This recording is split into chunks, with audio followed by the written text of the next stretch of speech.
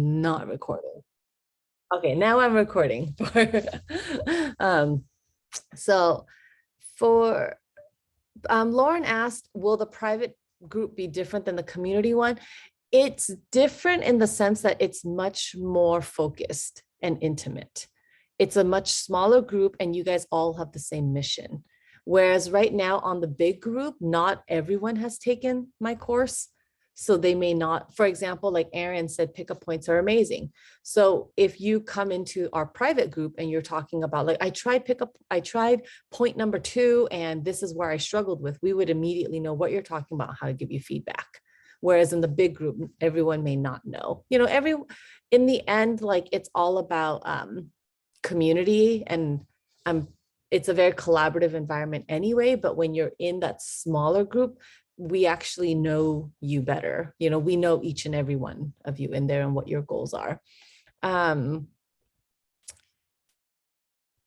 right, so the private group is for the live coaching group only, because that's the one where, we actually really know each other. So I'm trying to keep that one really intimate.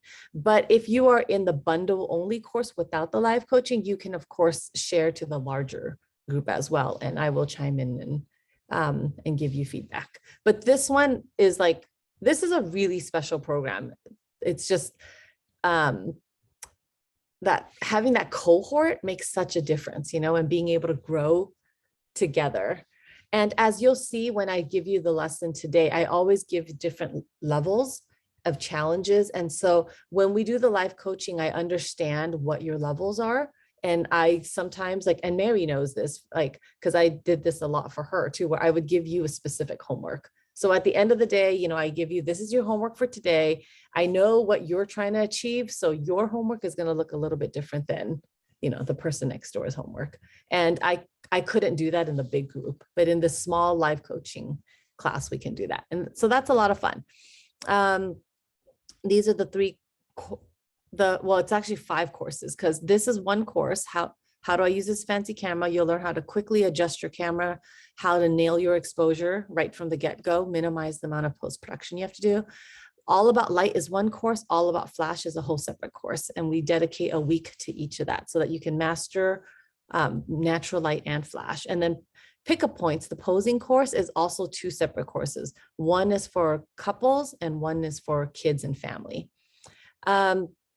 Sandra, if you already know how to use your camera, like for this one, then I'll give you further challenges. Like for example, tape the back of your LCD screen and try to nail your exposure.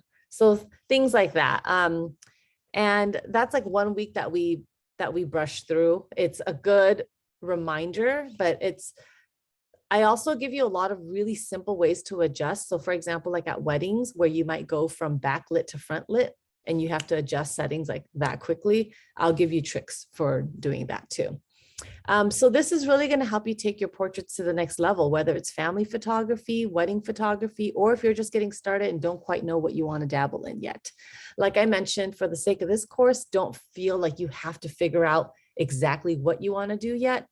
Pick one thing you think you want to do, whether it's pet photography, children photography, and let's dive into it. You won't really know until you get into it, right? So let's take that first step together. And if you find out that you have other interests, then we can always dabble into those after. And so this is the schedule of the live coaching, and you can look at this in more detail later when you get a chance, but it's going to be an introduction week. This is where I spend a lot of time just getting to know you, what your goals are, and personalize the experience for you. We get to know each other and we kind of form like similarities, like, oh, you two are into commercial stuff, you two are into families, you two are into weddings, oh, you two live nearby each other, maybe you should get together and practice the homework on each other. How do I use this fancy camera is 1 week. Natural light 1 week. All About Flash and Strobes is for another week. This will touch upon weddings and studio portraits. And I also share with you like my studio setup as well. Pickup points for families and children. And then we conclude with couples, the romance, the joy and fun of, capturing a couple. So yeah, that's that. Super excited to form together this next cohort of ours because we always have a lot of fun. All right, so for today's, what we are going to be focusing on today is lighting. Presenter view. Let me get my PowerPoint up for you guys.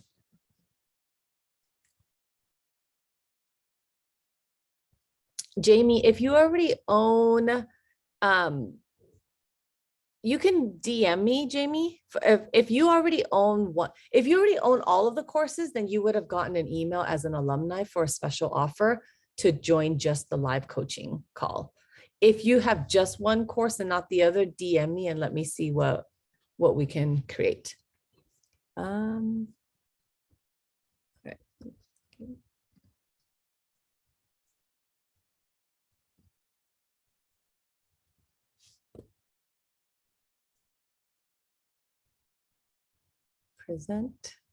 Presenter view.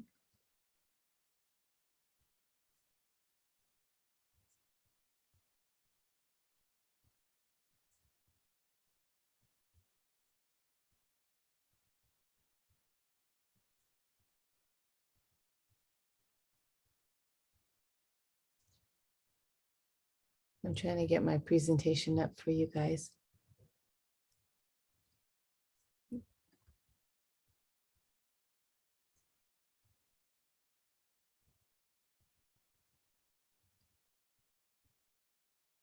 There we go. Okay, audience window. There we go. Okay. Awesome. So welcome to day 2, where we will be talking about indoor lighting. And this is the winter edition. Last year, I'm not sure if I'll have time to do it this year, but last year I hosted this twice, a winter version and a summer version. And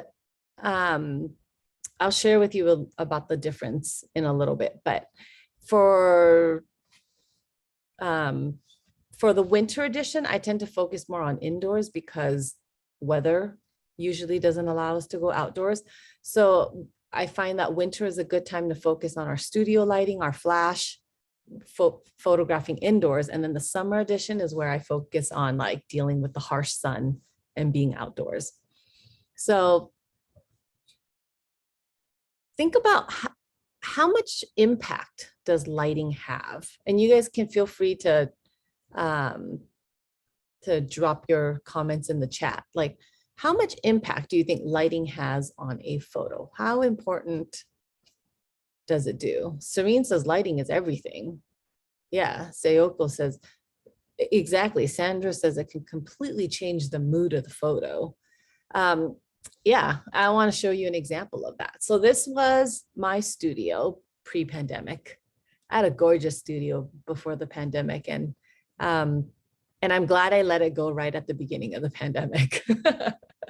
But it had these gorgeous windows, and you can see, I was trying to capture a very different mood in this, right? I wanted something a little bit more edgy. This is for a commercial shoot that we did for a fitness company. So I needed it to be more, less feminine, I guess. I hate to like put gender roles onto it, but I needed it to look something a little bit more rough, right? Less girly, I guess, than I usually do. This is the exact same location, but with a whole different look to it, right? So you can see side by side, I was able to create these 2 photos in the same exact corner, achieving 2 completely different looks. This is what lighting, this is the power of lighting, of how you choose to light something. You can completely change the look. And this is why I was telling you that, you can put me and, anybody, Vanessa, in this shoot together, and we might create 2 completely different looks. I know, for example, Ben, you have a very different look. So I know if we were in the same spot, we would create something totally different. So this is what I like about about lighting, the power that lighting has. Now, with the knowledge of lighting, you can intentionally create these different looks. But if you didn't have the knowledge of lighting, you might create an accident look, right? So somebody was posting about the cabin look. And I was thinking the cabin can actually look super cool if it had more of this kind of vibe to it, as opposed to trying to make the cabin look like this. If you know what I'm talking about, in the Facebook group, somebody posted about that. So you have to first ask yourself, so yesterday I had you come up with your style, right? With the goal that you were trying to achieve. Based on that, you're going to ask yourself, what kind of light do I need to create that mood? Am I trying to create something like this? Or am I trying to create something like this? Totally different, even though it's in the exact same spot. And if you're not intentional about it, you might end up taking it like a different look than a different direction than what you intended, right? So today's objective is to, one, understand the effect lighting has on the mood of your photos. So for example, am I trying to create a portrait that is light and airy, or am I trying to create something that's edgy?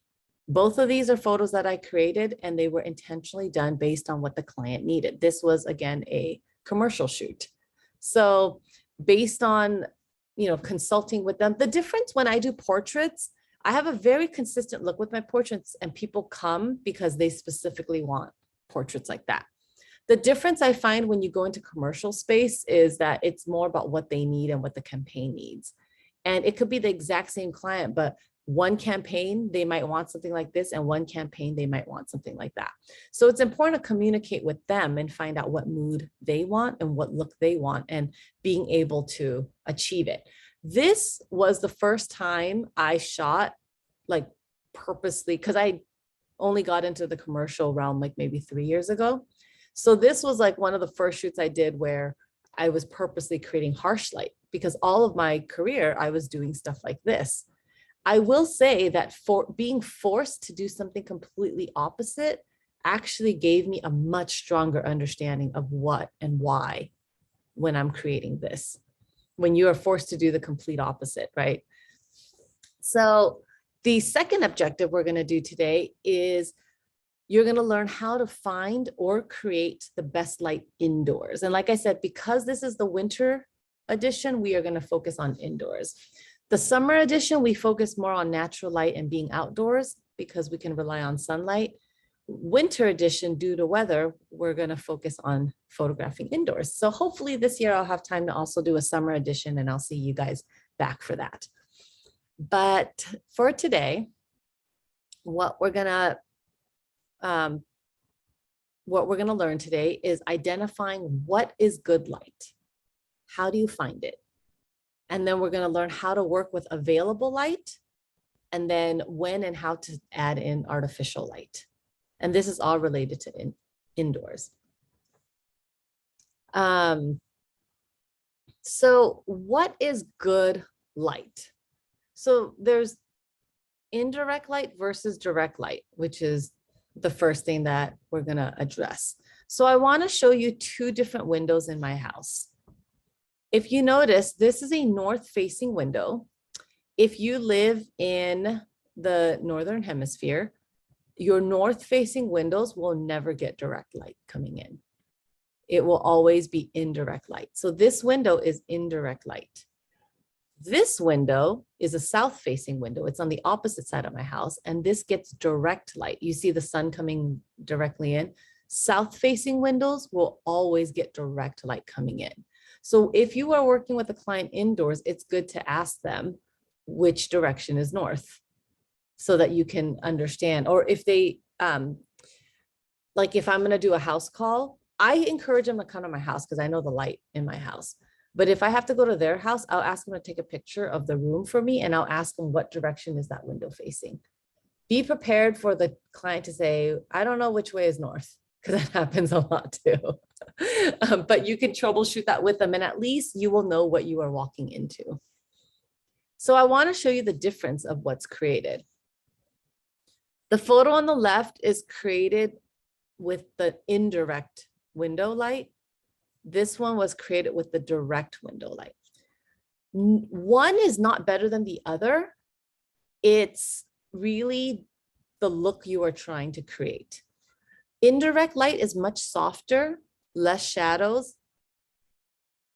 The direct light is bolder. The colors are richer usually, but there's shadows. And shadows are not necessarily a bad thing because you can do a lot of fun like shadow play as well. So depending on the look you want, I know some of you guys posted portraits where it was very harsh shadows on the portraits and it's gorgeous, you know, very different look compared to the soft light, right? So knowing what you were trying to achieve is going to determine what window you are going to look for and how you treat that window as well. I want you to think about the last time or the first memory in your head that pops up when you walked into a room and you thought, oh, wow, the light in here is so beautiful. Can you think of that room where the light just took your breath away? What made the light in there so beautiful? Can you think of what characteristics that room had? And if you can think of a few rooms that had gorgeous light, what were a couple things that they all had in common? Yeah, I'm seeing Bref says white walls to bounce light off of, light that peeks through a shade, that some says direct light, some says indirect light, curtains, soft and even. Yeah. I always call it like the bathroom light. If you have a bathroom with, like, if you look, my bathroom only has that tiny window. That's a relatively small window, right? If this was in any other room, that would be an awful window to shoot at. But think of how many people do selfies in bathrooms, right? Like, I think bathroom selfies are a thing for a reason. Typically, bathrooms are small,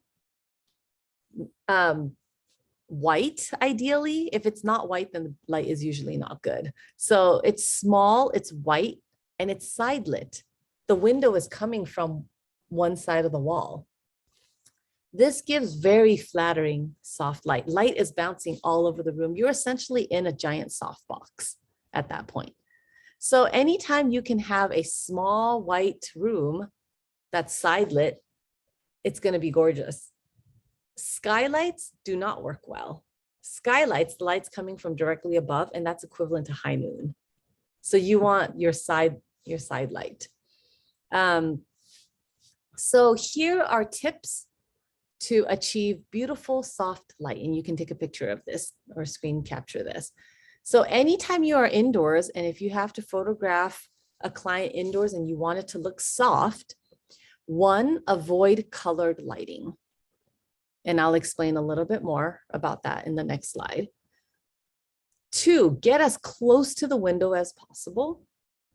Three, diffuse the light if it's too harsh. So a white curtain, that's why somebody mentioned white curtain. And reflect the light, use a reflector if needed. So let me break down these four and give you examples for it. How many of you have walked into a room that's painted red before? I don't think Lena is on live with us today, but she's another member that did this program a few years ago. She repainted her room after this course. She had a dining room that was red.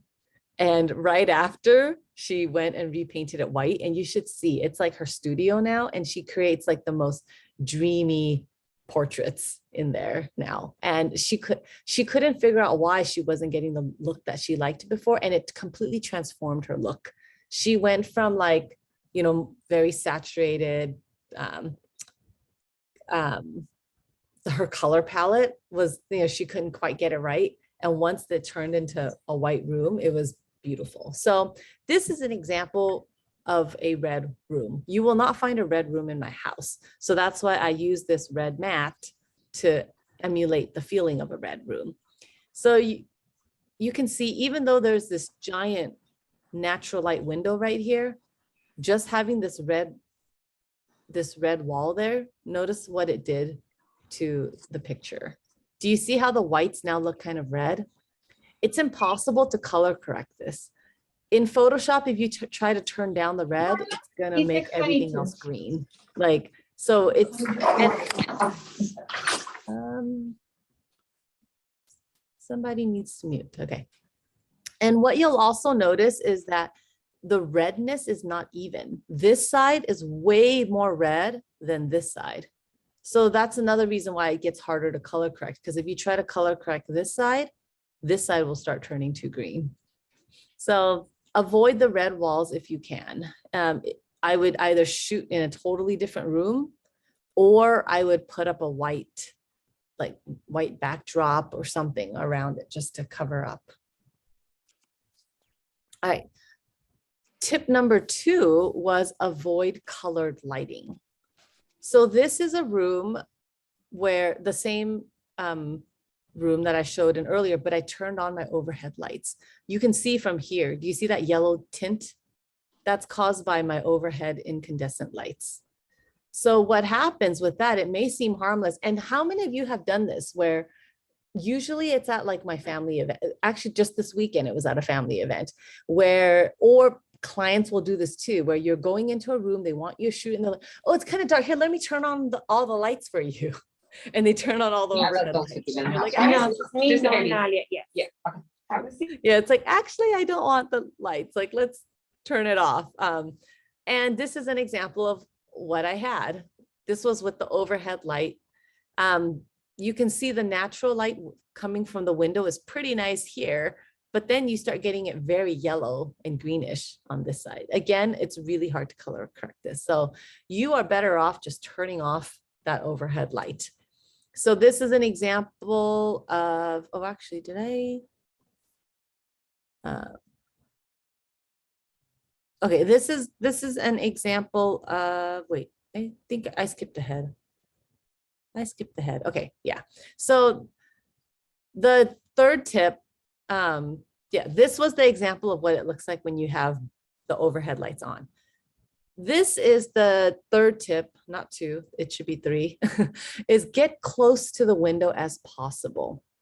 I want you to see the difference between, this is me being right up against the window.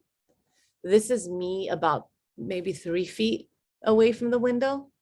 And I want you to see the difference between being right up against the window versus pulled away from the window. Do you see the quality of the light change? And that was just being 3 feet away from the window. So if you can, get your clients to be right up against the window for the best results. All right. The next tip is, if you are at a south-facing window, you will most likely need to diffuse the light and or reflect the light back for more softness. So you can see here, there was getting some direct light. So I took a paper towel and I just covered up. There was just a hot spot that was coming in. So I put a paper towel into this one spot where light was peeking through. There's a building directly across from me, so it blocked most of the light, but there was one sliver of light coming through. So I used a paper towel to just soften and diffuse that light coming in. And then we used a cheap 99-cent table cover to use as a reflector to bounce light coming back. So I want to show you the difference between, so this one on the left is shot as is. This one was once I added the diffuser and the reflector. I did edit it, to be fair, but aside from that, you can see the shadows and the highlights hit a little bit softer on the flowers compared to here. I did not use a flash on this one. This was entirely natural light, just window light coming from this way and a reflector coming from this way. But you can see the difference between how this is lit versus this. It looks a lot more even going from left to right now that I added that reflector versus this. You get like, these are a little bit blown out and then these are like underexposed right here. And you can especially see looking underneath here as well. It brightens up a lot once you added the reflector in. It was a plastic, it was a cheap, like from the 99-cent store. I it was at a floral workshop that I was teaching florists how to shoot better pictures of their flowers. And it was one of the table covers they were using to cover their table. And I just had one of the florists like take it off the table and hold it. If you are in a hotel room, like at weddings, I do this all the time with pillow covers. I'll just take the hotel pillow and use it as a reflector if I'm shooting small details like this. Even bride, if I'm shooting like portraits of the bride in the hotel room, I'll have like somebody hold up a pillow right next to her face. So this is an example of the different outcomes that you can get. So this is if you are right up against a direct light, very different look. And again, shadows are fun to play with, but you have to ask yourself, is that what you wanted? Did you want purposely the shadow? This is diffused window light, and this is diffused and reflected. So it's really subtle, but if you look, like the shadows just soften up a hair. This is like a pretty low profile, so you don't notice it as much, but if it's a portrait where my head would be creating a much bigger shadow, you'll see it a lot more, a greater difference. So yeah, that is my trick to shooting indoors at any time of day.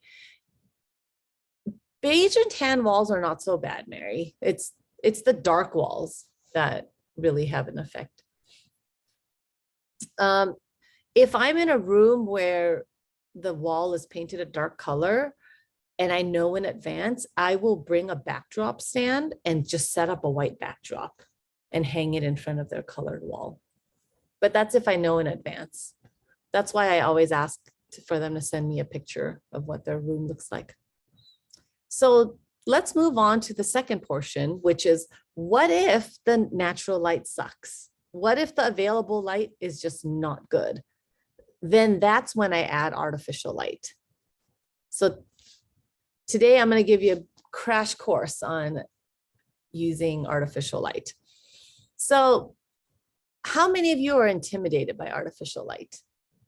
I find that people fall under two schools. They are either the natural light photographer who's used to shooting outdoors in sun and are super intimidated by using a flash. Or they are completely opposite. They were trained in the studio and they are comfortable working with controlled lighting in a studio, and they freak out when they go outside and now they can't control the sun. Which one do you fall under? So I teach my course catering to both because I want you to be comfortable with both. I think it's important to be able to operate under any situation that you are given. But yeah, B, I'm sure you can, you know what I'm talking about. Like when, and I never realized this because I'm under the first school of photographers, which is I learned natural light first, and flash intimidated me until I realized that flash actually operates the exact same way as natural light. They behave the exact same way. And in the full 6-week course, like I do explain to you what the 5 characteristics are, and it makes it so much easier. I'm giving you a crash course here, so I'm just giving you the practical tips that you need to know. But yeah, now that I know studio light too, I see why studio light is so much safer, because it doesn't change. There's no clouds that come in and out and blocks the sun. It doesn't go high noon and then down to golden hour, right? It's consistent. When I do my mini sessions, I do them indoors with studio lighting because I could shoot at 8 a.m. or 8 p.m. and they look exactly the same. And clients are satisfied for that reason because they get the same result no matter what time they came to me. So here are 4 tips to keep in mind when you are using artificial lighting. And you will see it is exactly the same as the tips that I gave you for natural light. Watch out for colored lighting, get as close to the light as possible. The bigger the light source, the softer the light is going to be. Diffuse and reflect. So you can take a screenshot of this so that you have it, but I'm going to break down each step one by one. And yeah, Tori, flash was super intimidating for me in the beginning too, but hopefully I'm going to give you some tips that's going to take away a lot of that, because you're going to realize it actually behaves just like the sun. Light is light. They follow the same 5 characteristics. So the first thing is watch out for colored light. You can see on here how we are all tinted purple, right? Because there's purple lights going all around the room. This is common in wedding situations. How many of you have done wedding receptions where they have colored lights shining around the room? So in any indoor situation for that matter, you're probably going to have, you know, those overhead lights. Like I tell you to turn it off when you go to a client's house for a portrait. But if you were at a wedding, at a church, in a conference room, you're not going to be able to tell them to just kill the lights. So you're going to have to learn to deal with it. So what do you do in that situation? You overpower it with a white light. So you can see here, I'm holding a tiny little light. This is the Pro Photo C1 Plus. It is the same as the on-camera flash A1X that they have, but just in a tiny handheld form. You can get these, you can even just do like an LED panel, some kind of external light source. But the bigger the light source, remember that I mentioned earlier, the softer the light, I'll get into that more later. But this is why I like this little guy here. But you can see this ugly yellow light in the back. If I use the white light to make sure that the flower was at least beautifully lit, and I kept the ambiance in the back. So watch out for colored light. If you can't turn it off, you're going to have to overpower it. So that's where you use another light source to make sure that there's clean light on your subject. The second tip I have for you is keep the light close. The closer the light source, the softer it's going to be. Remember the window example I gave you when I pulled the table 3 feet away from the window and what a difference it made? The same thing holds true for your strobes and flash. The closer it is, the better the quality of light's going to be. The further away, it loses intensity really fast. So yeah, keep it up close for a nice clean light. The bigger the light source, the softer the light. So for example, if you were to use your cell phone as a light versus if you were to use something like this, do you notice this head is a lot bigger than the cell phone flash, right? So then you get a much softer light as a result. And really that's why we reflect light, because it's making a larger light source. Instead of the light coming from like, you know, a tiny window or whatever, it's now coming from this big white board. Would you ever do product shoot with a single softbox with no ambient light? Yeah, absolutely. If the ambient light sucks, I teach this more in All About Flash, so I don't want to overwhelm you, but what's called a black box. So you expose your camera to cut out the ambient light entirely. And then you're lit only by flash at that point. So diffuse and reflect. So this, if I'm doing product photography for tiny little products, I love using like a big softbox like this, because this is that bathroom light I was talking about, right? Because now I have light coming from one way and it is bouncing all over, and the light is coming from a side view, not the top view, but it's also bouncing all over. So I've created that small white box that we talked about with natural light. So you can see whether it's artificial light or natural light, they all behave the same way. So if I had a big flash, I could put the big flash on this side now. Like for example, if it's nighttime and I no longer had natural light coming in, I would just put my flash on this side, my umbrella on this side to bounce in here, light bounces all around. If I'm shooting, yeah, whether it's plants, people, products, I try to get it as close to the light as possible. And I try to create the smallest white box I can possibly create and still capture everyone. The benefit of flash over a continuous light source, there's several, but one, like a continuous light source can't freeze motion. So if you're like, people are jumping in the air, then you'll need a flash to be powerful enough for that. Flashes are typically more powerful than a continuous light source, unless you have a lot of money to spend on like those industrial ones that the movies use to make it look like daylight. but chances are like the continuous lights that that I can afford aren't going to be as powerful as a flash. I go more deep into it in All About Flash as well, but that's kind of like in a nutshell for you to remember. So this one is the difference between using a direct light without the softbox versus using a softbox. So you can see the shadows cut down a lot as well. And this one as well. So you can see the parallel, right? This is using artificial light, direct light versus softbox light versus direct window light versus diffused and reflected light. So this is when I threw the curtain over the window and also used a reflector to reflect back. So, but yeah, to answer B, I think it is a newer, it's something I got off of Amazon. But if you are curious about all of my photography tools, let's see.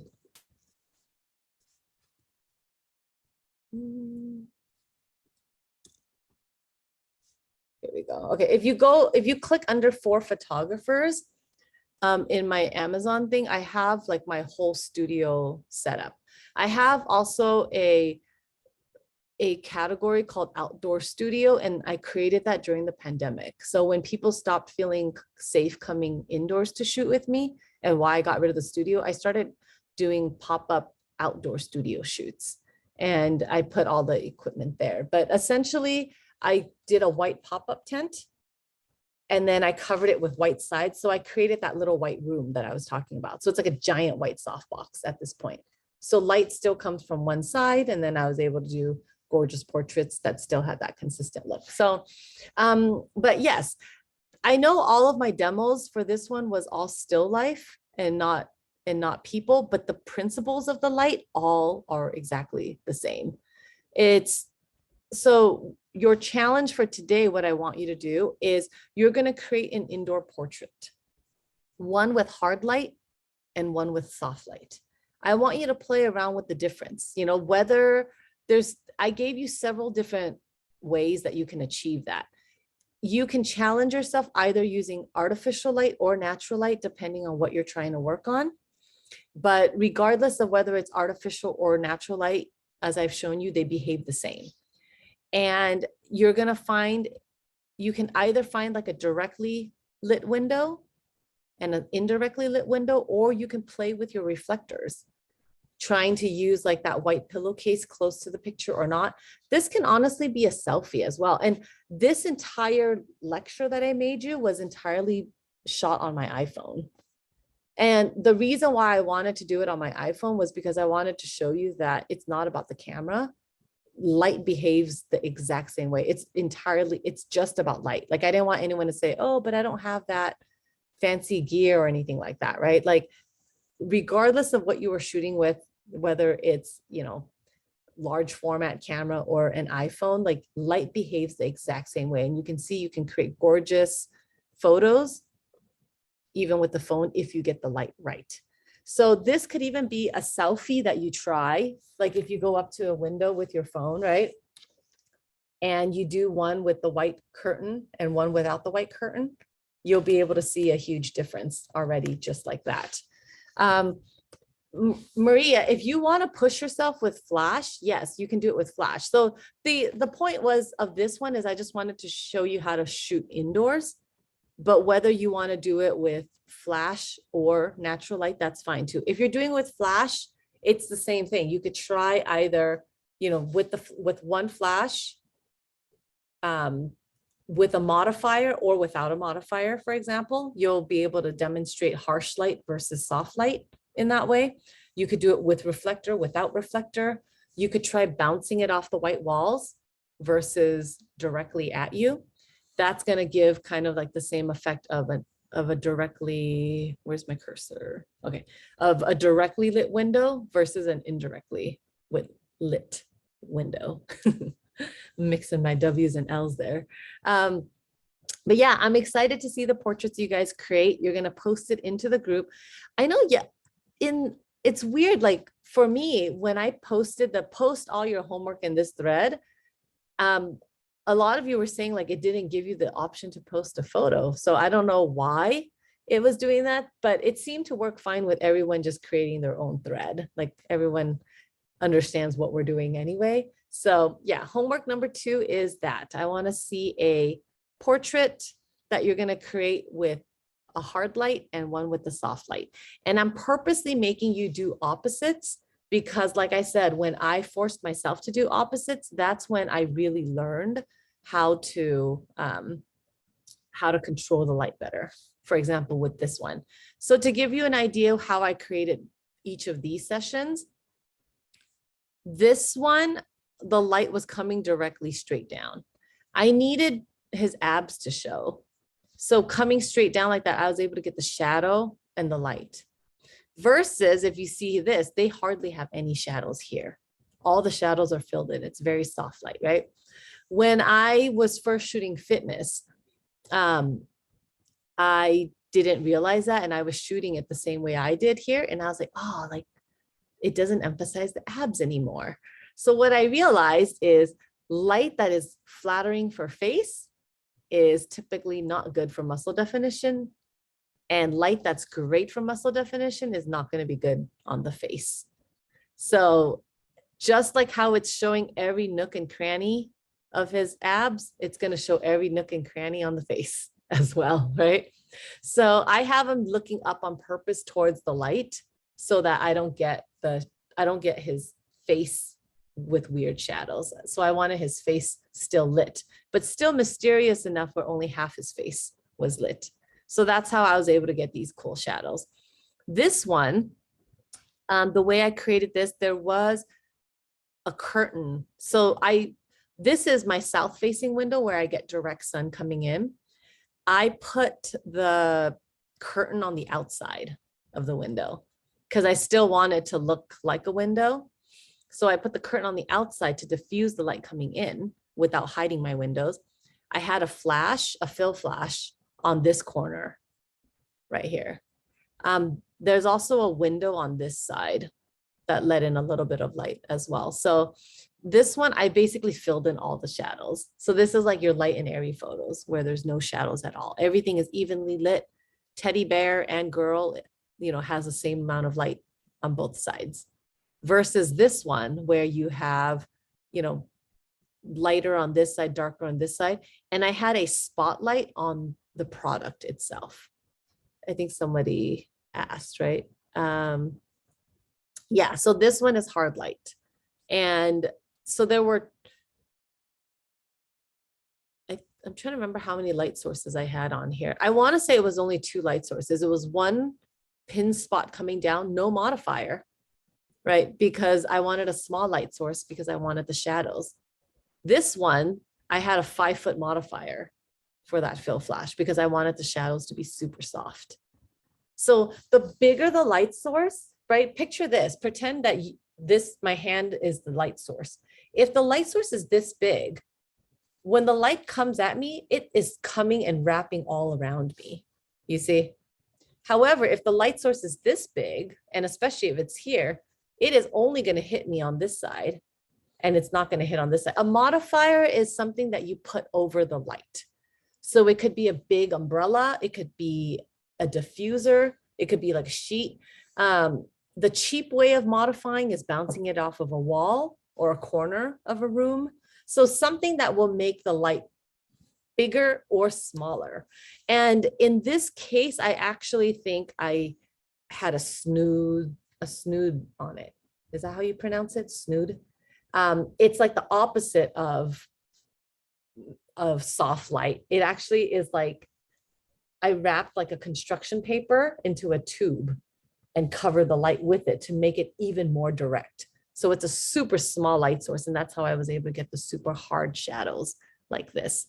And then this was also a direct light source as well. I think it was like a little handheld, like that little puck that I had. But yeah, Jacqueline, I love the comparison of a water hose.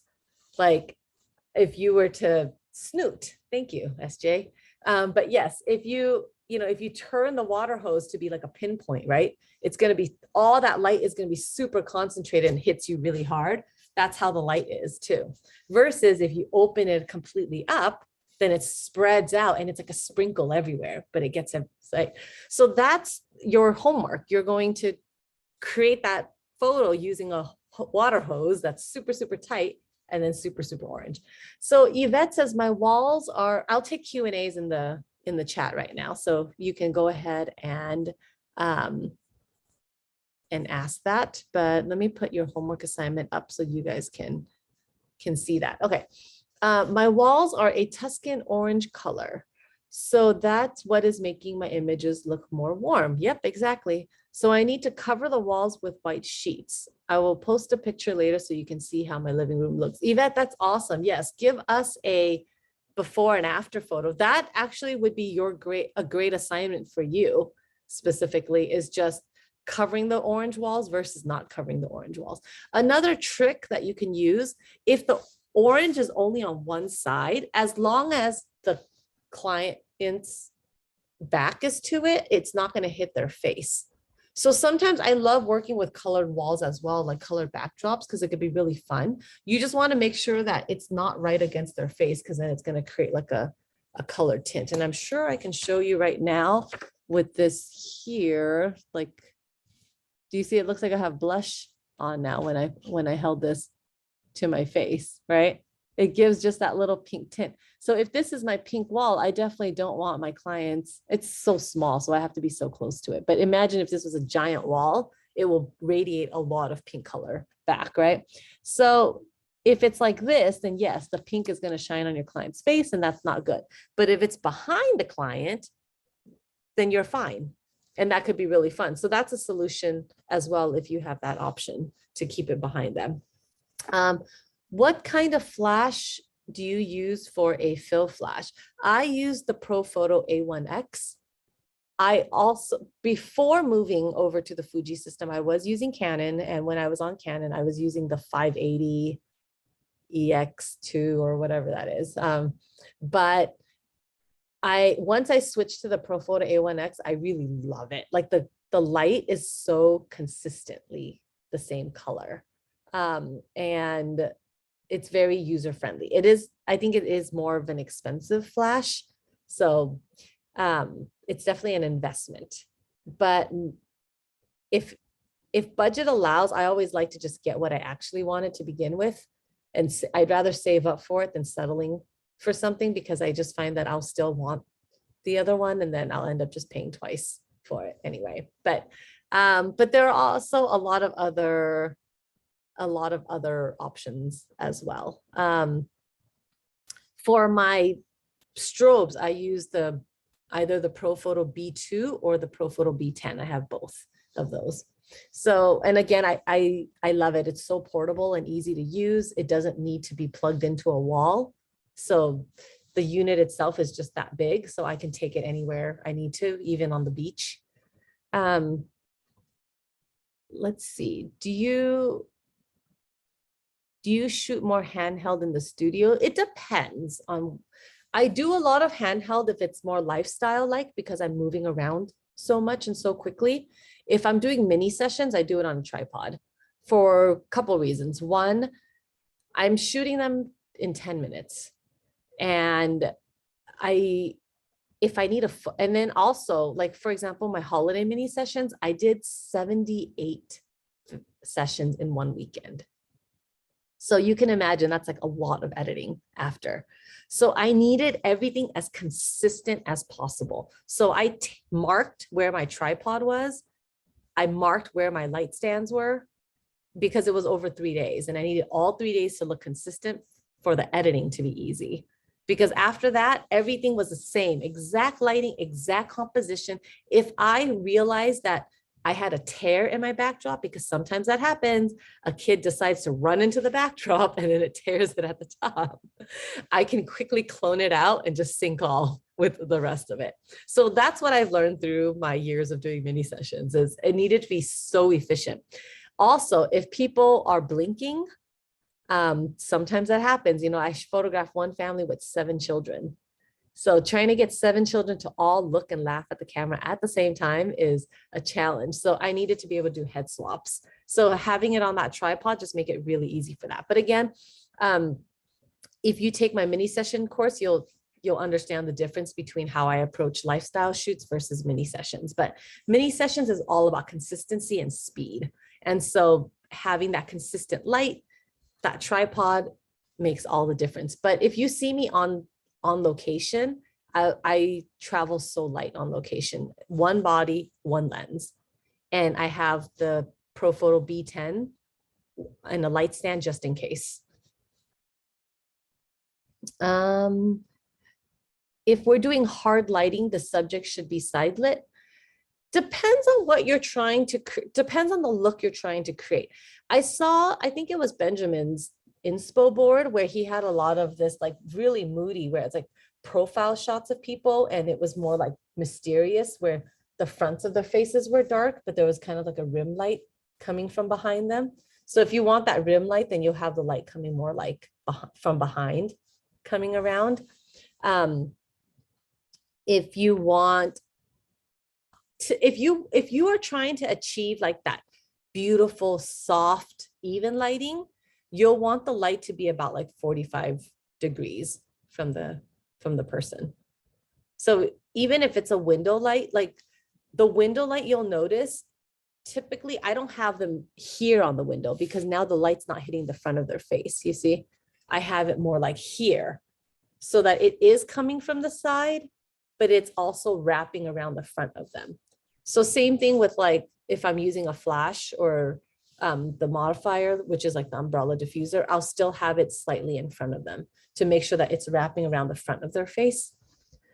If you're on a limited budget, there are a few pieces I would say are a must-have. What I say are a must-have for artificial lighting. If you are on a budget, I would say invest. If it was me personally, I would save up for the A1X, the Profoto A1X, because the A1X can also be used as a strobe as well. You could do all your weddings with it. You could do your studio work with it as well. It works on camera and off camera. So that would be my recommendation. But I know there are other brands too. So I think it's one of those where like once you use Profoto, it's really hard to go back. So you'll hear me just really loving on it because I really love it. But not to say that it's the only option. Question about style. I think only professional models can pull off certain styles. Paying customers have limitation. Some style I love is not going to work for everyone. Should I pick an easier style? Depends, but yeah, if you are going, I don't know if I don't remember your mood board right now, Scarlett, off the top of my head. I'll have to check after. But if you are going for something high fashion, and let me give you a good example. My 1-year wedding anniversary, I wanted to do an anniversary shoot. And I saw some stuff on Vogue that I thought was so cool. You know, so I reached out to my wedding photographer. I was like, I want to do something edgy. Like, let's go shoot in a junkyard with my wedding dress, you know? I couldn't pull off that look. I hated those pictures. It wasn't me. But that's a good example of like where it has to fit the story. There has to be a story behind it, right? Like I'm not edgy like that. It didn't make sense why I am laying like this, you know, on top of some like crashed cars, like crumpled up cars and stuff. Like, so yes, you can either, if you are going to have a style, this happens for commercial shoots as well, right? If you have a style, then you cast to meet that style. That's why commercial shoots, they cast models, right? Because you had a specific campaign in mind. So you have to go cast those people. You can do this for your portfolio as well in some ways. If you are going to be offering free shoots to build your portfolio, make sure you are casting the people carefully. When I say cast, I don't mean finding professional models to pay for, but I do mean finding people that fit the style. And it might mean you have to dress them up yourself, right? To start targeting certain people. So it might be the age range, an age group that you're targeting. It might be, for example, a boho. If you're looking for clients that are boho style, if you want to shoot more boho style, then your sample shoots your better look boho style, right? Like that's the only way you're going to make it match. So you could either do it that. So in my line of work, it goes both ways. I either have specific looks that I want, and sometimes I'll have cool ideas I want to do, and I wait until the right client inquires with me that fits that look. Then I'll say, I have this really cool idea. Would you be interested in doing it? Right? Or you could do it the opposite way, which for my real clients, I spend a lot more time doing it this way, which is I consult with them and I find out what their style is and what their story is. And then I help create that look for them that fits their style. So for example, if they are the adventurous type and the beach type, then it's like, let's go shoot on the beach. But if they are more of formal type, not so casual and more formal, then I'll say, let's shoot in the studio where we can, or let's shoot at this castle or something, for example, right? That fits more of their style.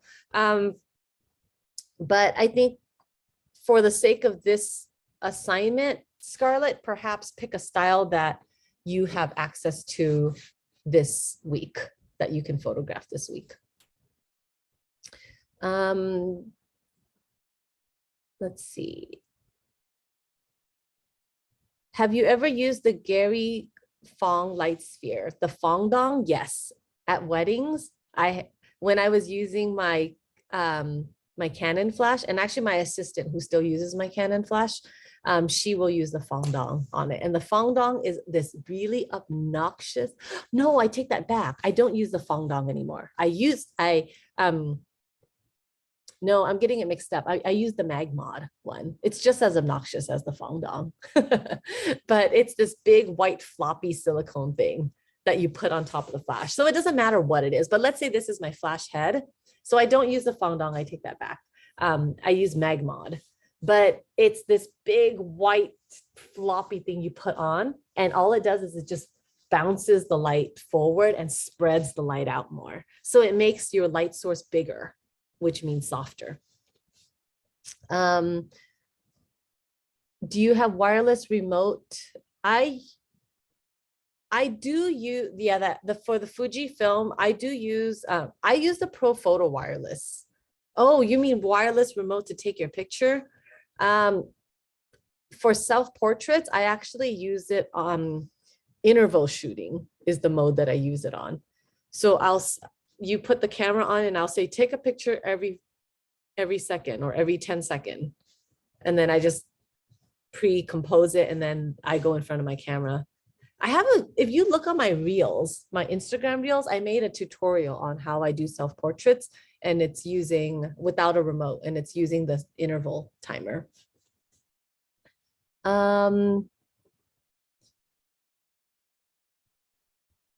Yeah, mommy, a speed light is perfect. Alicia says, thank you once again. I never fail to love your workshop or seminar. Yes, Alicia is a wonderful alumni as well. So also always great to see you guys. How do you do a head swap? You do that in Photoshop. It's pretty funny. I'll make a reel for you guys on that, because it's kind of creepy, because you'll see, like, if you go back and forth between the heads, you'll see the person like an animated GIF going back and forth. I'll do a tutorial on that, but you literally just like copy out this face and then paste it onto another photo. So when you have it on a tripod, it makes it a lot easier because they're in the exact same spot. Or because it's on a tripod, I might overlap the two pictures together as two layers and then just erase the layers that I don't need. What's your one lens for outdoors lifestyle shoot? So I shoot with the GFX 100S or 50S, but either way, it's a medium format or large format camera. So the focal lengths sound a little bit different. So it's an 80 millimeter 1.7 that I love shooting with. But if you put that on like a full frame camera, I think it converts more to like a 60-ish or something. When I was shooting on my Canon, I was doing the 50 or the 85 a lot. I prefer the look of the 85, though it's a little bit long. But I love long lenses personally. So when we had to socially distance, like it was a little bit awkward being so far away from my clients sometimes because I love shooting with such long lenses. But when social distance happened, I loved it because I was like, this is my social distance lens. And I was able to do it without feeling like, being so far away from them. All right, let's see.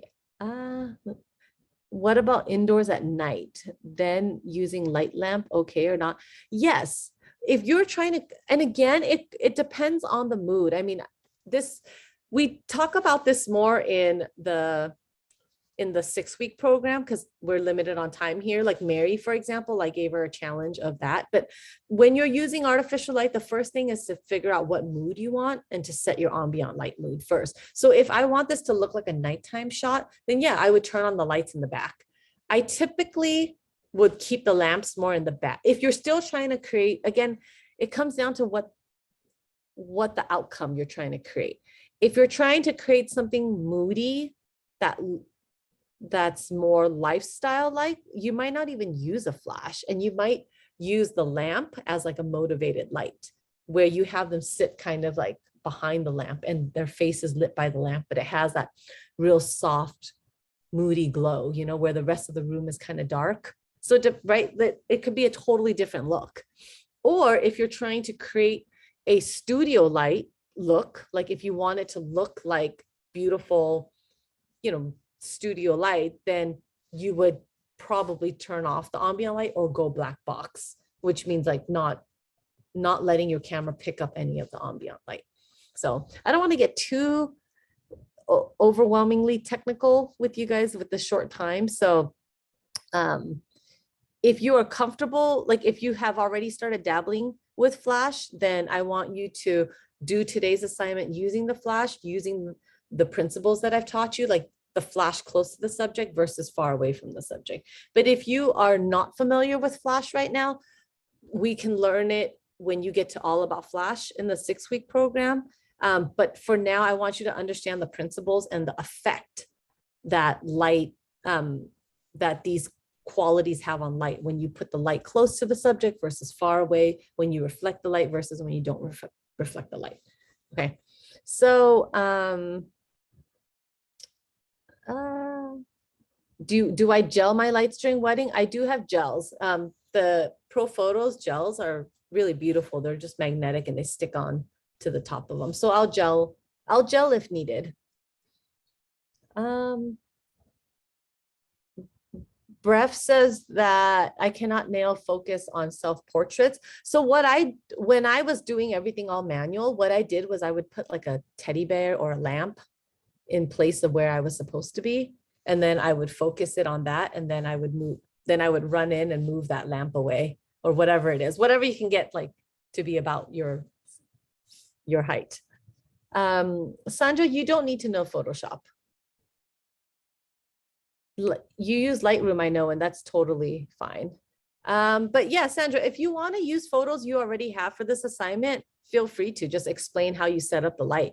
If you can, though, I think it's fun to be able to create stuff because you see things very differently. And if you want to really understand, did you notice how I labeled all of my pictures? Let's see, up here like that.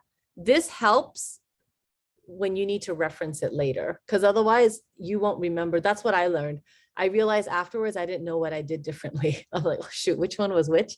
So for your assignment, it might help if you just had like a little piece of paper that reminded you of like what you did differently in each of the 2 pictures and post it to the group. I think examples like this are so helpful to see. So you're basically helping each other create like a catalog of references. Of someone might do it with reflector versus no reflector. Someone might do it close to the window versus far away from the window. Colored wall versus no colored wall, for example. So thank you all for tuning in today. This was super fun. I'm excited to see what you guys create. And Yeah, share it to the Facebook group so we can all see your awesome work. And I will engage with you guys there as well. So have a good one, everyone. Wait, let me take another group picture with you guys. Wait, turn on your videos if you want to be in the group picture.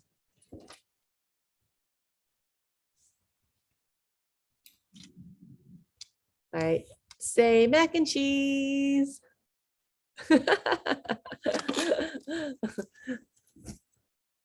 All right, you guys have a wonderful day. I love seeing all your videos on here.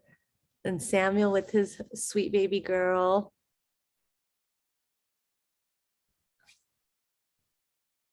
So cute. Ooh, I see another. Rhonda has her baby too. So cute. Hi, Kimmy.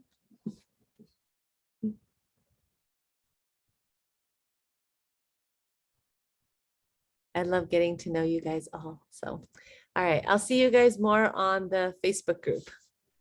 Bye.